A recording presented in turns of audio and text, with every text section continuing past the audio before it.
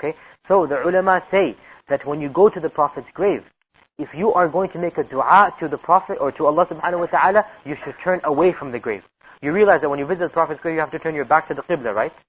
You understand? When you say salam to the Prophet, you have to turn your back to the Qibla. So the ulama say that it is allowed to say salam with your back to the Qibla. But if you're going to make a dua, turn around. Don't face the grave and make a dua. And this is something that all of the ulama of the madhahib, they say. That don't make a dua facing the grave. Turn around and make a dua to Allah. Even if you're making a dua to Allah, don't face the grave, because people might think that you're making a dua to the grave. And this is minor shirk. Okay? Likewise, another point is that it is not allowed to undertake a journey with the intention of visiting the Prophet's grave. In other words, you're going to leave America to visit Medina. Okay? I think the recording has stopped for a while. Continue? Okay.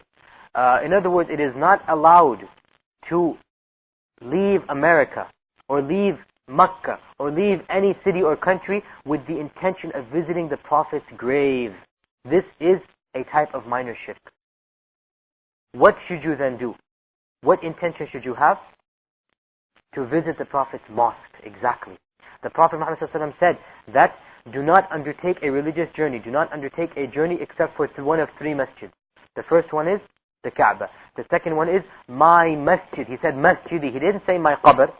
He didn't say my grave. He said my masjid. And the third one is Masjid al-Aqsa. Now this hadith means that there are only three places that are inherently places of barakah on the face of this earth. There is no other place that is inherently a place of barakah except for these three masjids. Now once we visit the Prophet's masjid, then we can visit the Prophet's grave. However, we should not undertake a journey to visit the Prophet's grave. No. Our journey should be for what? The masjid of the Prophet ﷺ. We're allowed to undertake a journey to visit the Prophet's masjid. Once we come to the Prophet's masjid, then we can visit the Prophet's grave, then we can visit the mountain of Uhud, then we can visit the masjid of Quba, then we can visit the graveyard of Baqi'. All of this comes after we visit the Prophet's masjid. The first and foremost intention though, and the only intention that we should have, is to visit the Prophet's masjid. This is the place that has barakah in and of itself.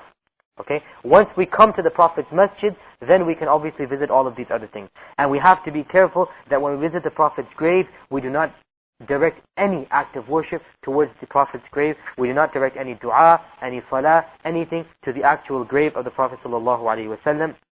And this is why the Prophet said, don't make my grave. He specifically said, and imagine this, he's saying this in his life. He is saying this to the Sahaba that are alive. And he's telling the Sahaba to tell this to other people.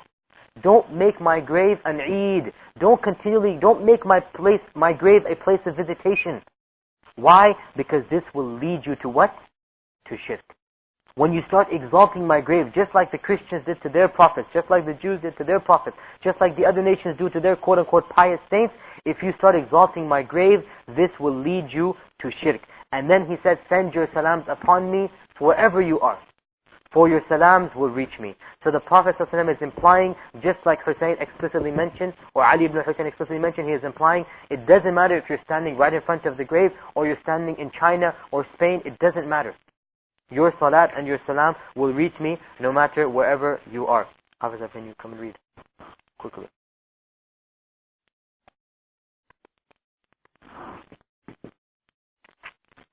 Read the chapter title. Chapter number 23. Some people of this ummah will worship idols. Okay, now in this chapter, the author is going to discuss the evidences that some portion or some people of this ummah will eventually return to idol worship. Okay? Now, what is the point of this chapter? It was only yesterday or 2 days ago that one of the brothers or sisters asked that why are we studying these topics? We don't see shirk present anymore.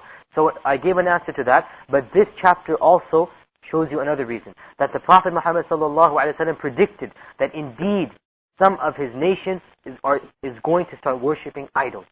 They are going to return to the shirk, and we see this present in our times. We might not see it as rampant in America, but it is existent all over the Muslim world. Okay? And there are places, like I said, even in America where this occurs. In this chapter then, the Prophet Muhammad ﷺ is going to describe, or he's going to tell us that there are going to be people of his ummah that are going to return to idolatry. Now.